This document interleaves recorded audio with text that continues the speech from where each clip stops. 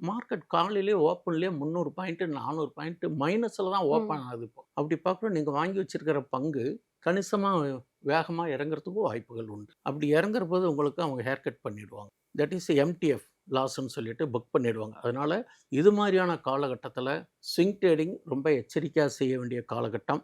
முதலீட்டாளர்கள் market clarity தெரியற வரலையும் கொஞ்சம் ஓரமாக இருந்து வெயிட் பண்ணி முடிவெடுக்கிறது நல்லது. 3வது இன்ட்ராடே பண்ணுறவங்க ஸ்ட்ரிக்ட் ஸ்டாப் லாஸ் புட் செய்வது என்பது ஆரோக்கியம்.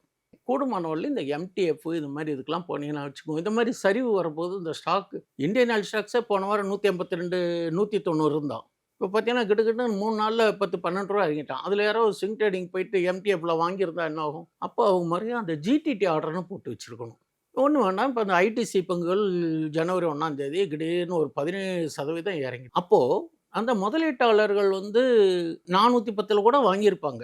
அப்போ அதுக்கெல்லாம் பாதுகாப்புக்கு நம்ம பிளாட்ஃபார்ம் ட்ரேடிங் பிளாட்ஃபார்மில் இவ்வளோ வசதிகள் இருக்குது. ஏன் பயன்படுத்திக்கிறது இல்ல? பயன்படுத்திக்காதவங்க தான் வருத்தப்படுறாங்க. இந்த ஜிடிடி ஆர்டர் போட்டிங்கனாக்கா அது 365 நாளைக்கு வேலிடிட்டி இருக்குது. இன்றைக்கி ஒரு பங்கை வாங்கிட்டு நாளைக்கு நாளான்னைக்கு போட்டிங்கன்னா ஜிடிடி நாளான்னைக்கு போட்டிங்கன்னா அது 365 நாளைக்கு வேலிடிட்டி உண்டு. அப்போ அந்த ஜிடிடி ஆர்டர் ஒரு இன்வெஸ்ட்மெண்ட் ஓரியன்ட்டில் வாங்கினேன்னாக்கா ப்ரீவியஸ் வீக் லோவை வச்சுக்கோங்க, போட்டுக்கோங்க. அப்போ ஹெவி லாஸஸ் இல்லாம நம்ம கேப்பிட்டலை ப்ரொடெக்ட் பண்ணுறதுக்கான வாய்ப்புகள் இருக்கும். அப்படிங்கிறது சில அனுபவங்கள்ல சொல்கிறோம்.